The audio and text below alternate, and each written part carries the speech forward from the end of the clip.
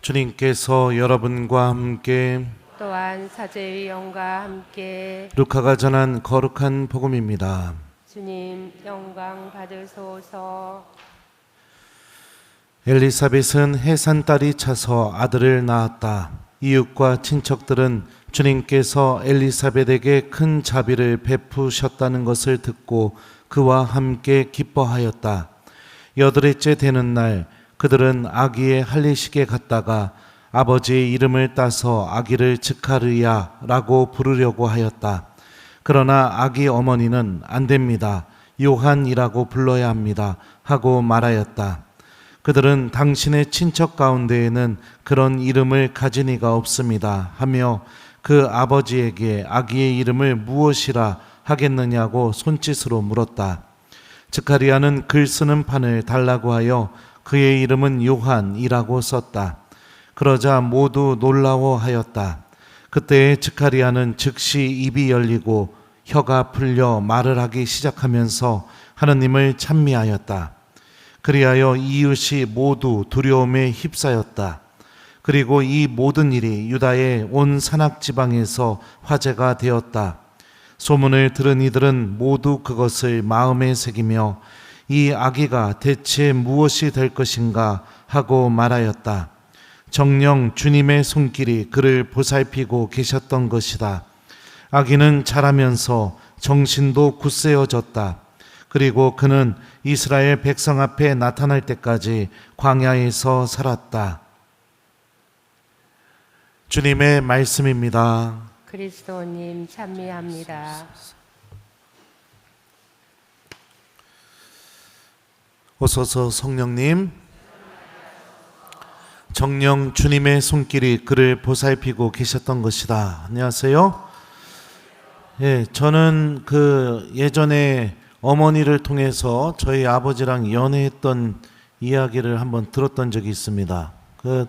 아버지를 만나면 아버지가 뭐 밥을 사주던 차를 사주던 주머니에서 10,000원짜리 다발을 이렇게 꺼내가지고 계산하기 전에 엄마 보는 앞에서 돈을 다 센 다음에 마지막에 이렇게 돈을 주고, 그것은 차 마시러 갔을 때도 또 다시 돈을 10,000원짜리를 꺼내서 엄마 보는 앞에서 다 센 다음에 또 이렇게 지폐 내고 그러셨대요, 데이트할 때. 그래서 엄마가 그런 생각을 했답니다. 아, 내가 이 남자한테 시집 가면 굶어 죽진 않겠구나, 돈이 많구나. 예. 그렇게 해서 결혼을 하셨대요. 그 돈다발 셌던 그 손에 하느님께서는 저희 아버지 손에 돈이 아니라 묵주가 들리게 만드셨어요. 묵주 기도를 하시다가 하느님 체험을 하게 되었고 온 가족이 열심히 기도하게 되는 그런 기적이 일어나게 되었습니다.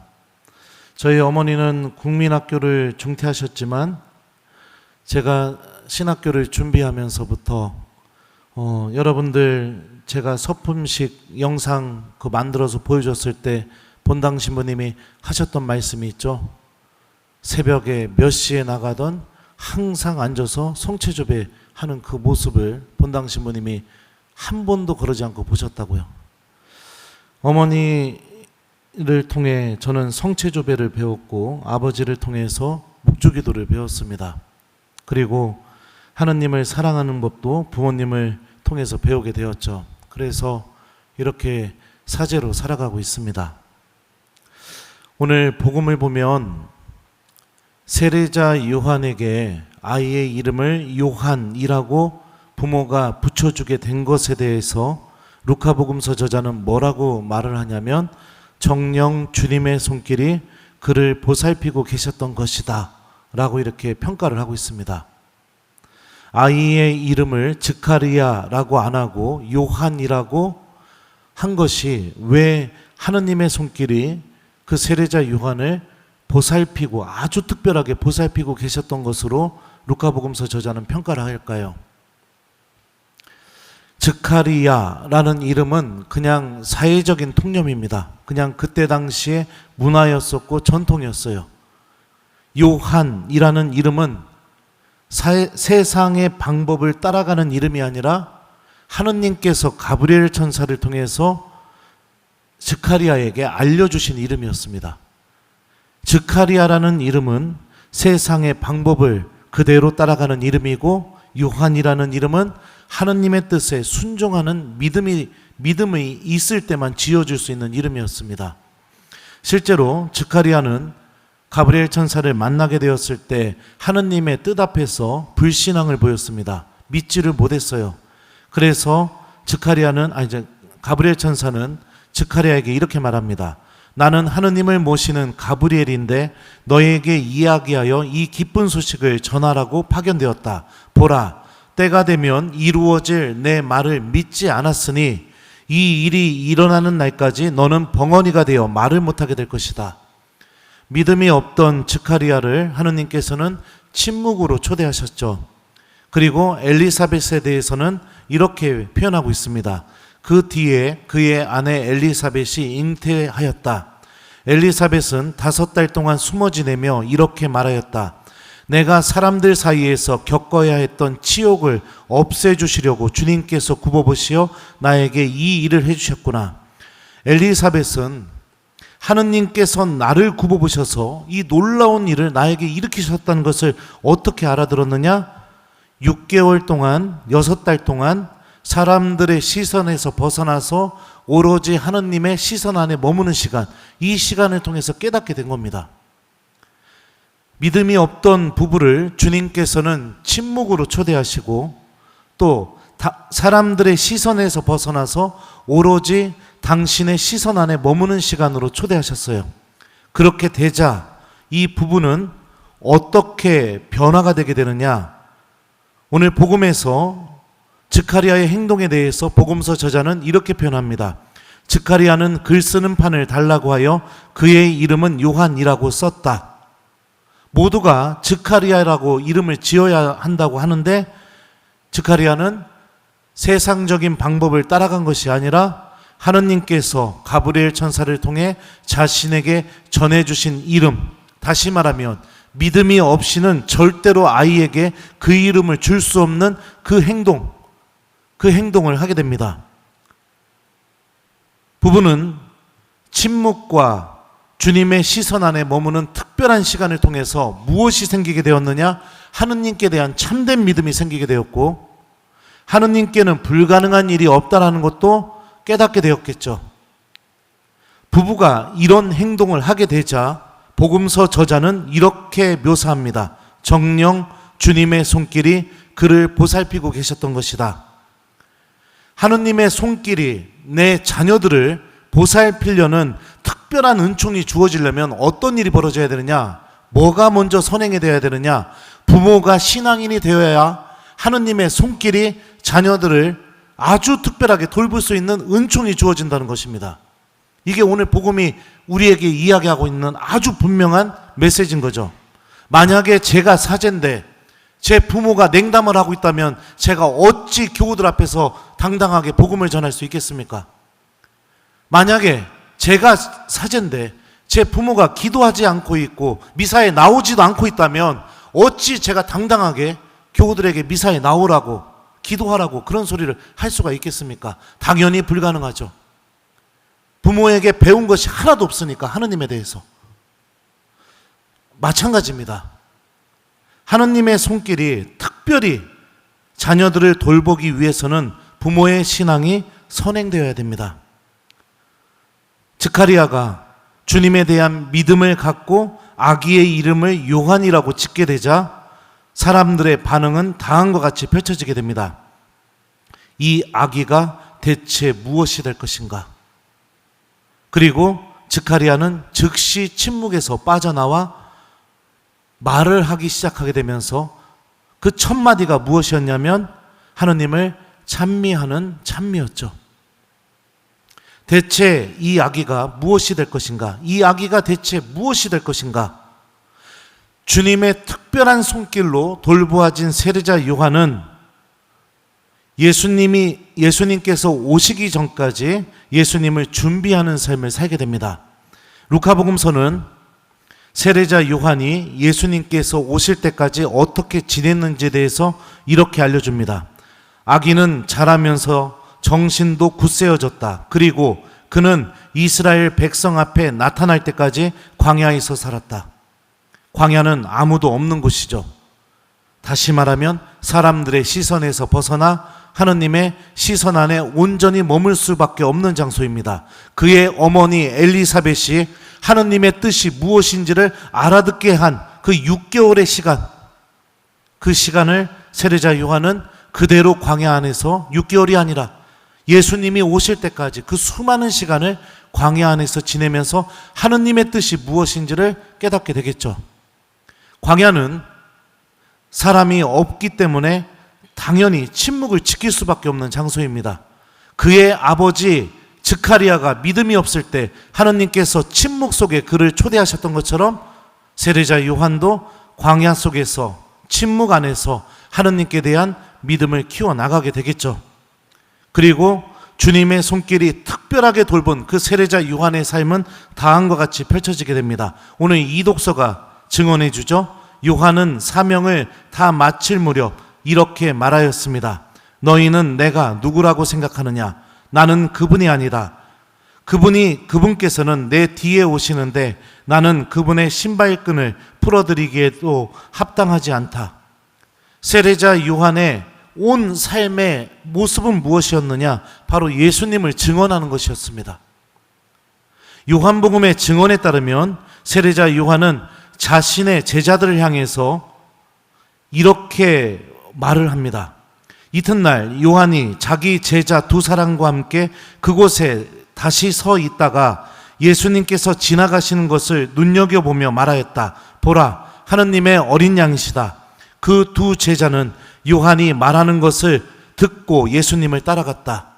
그리고 예수님을 따라간 뒤에 이 2 제자는 더 이상 세례자 요한의 제자가 아니라 예수님의 제자로 변화되게 됩니다.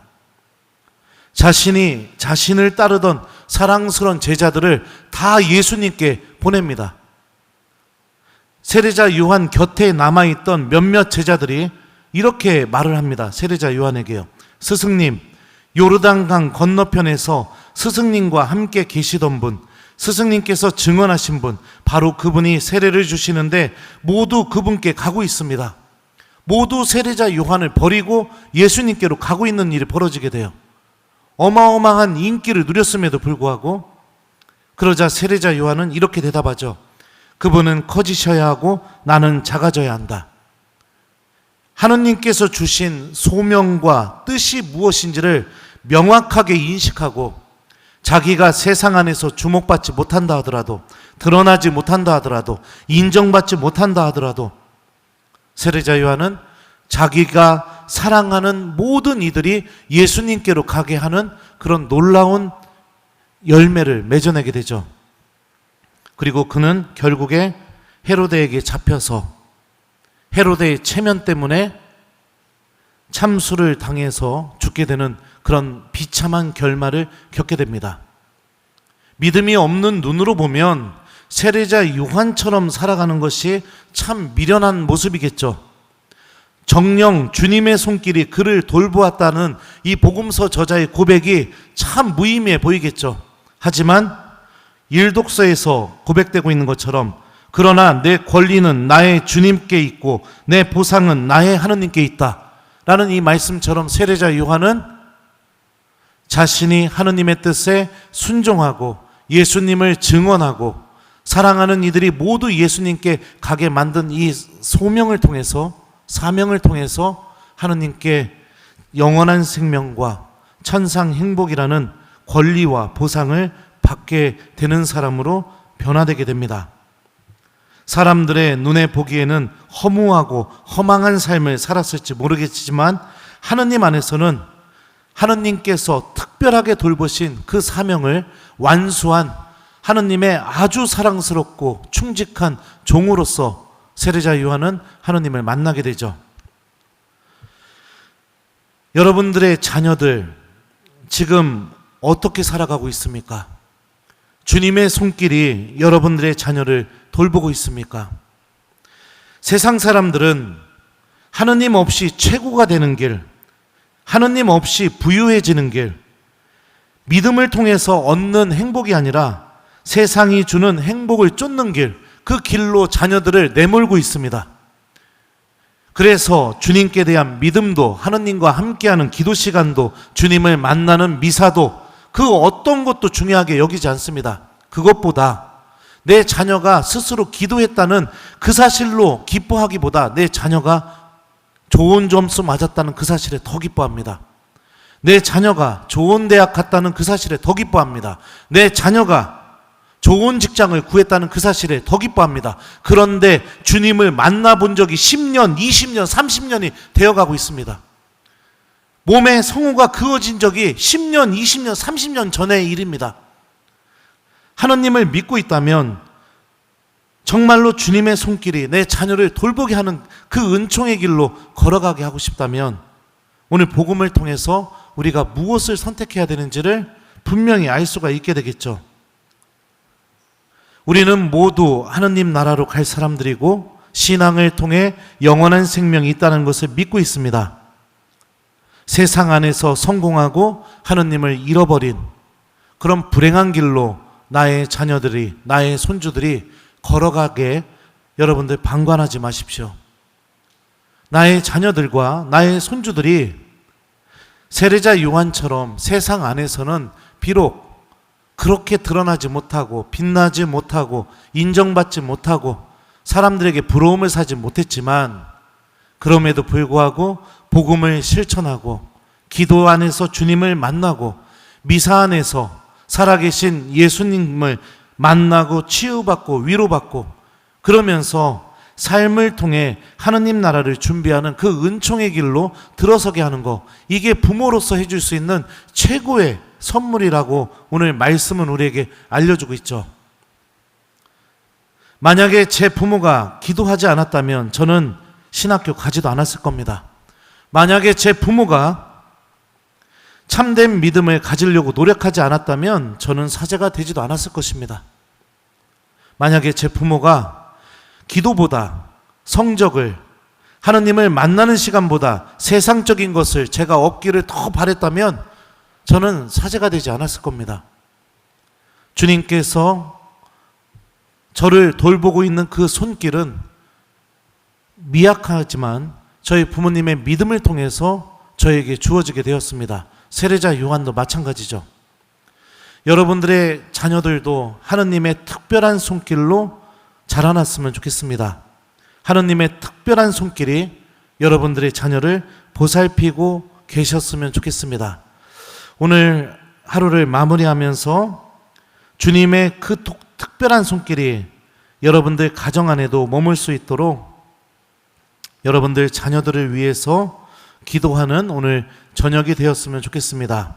가톨릭 기도서 보면 자녀를 위한 기도 있습니다. 그죠? 그거 주무시기 전에 한번 바치면서 여러분들 자녀들이 신앙을 되찾고 믿음을 되찾고 하느님 안에서 기쁨을 얻을 수 있게 주님께 도움을 청하면서 기도하는 오늘 저녁이 되었으면 좋겠어요. 숙제에 잘 실천하시기 바랍니다.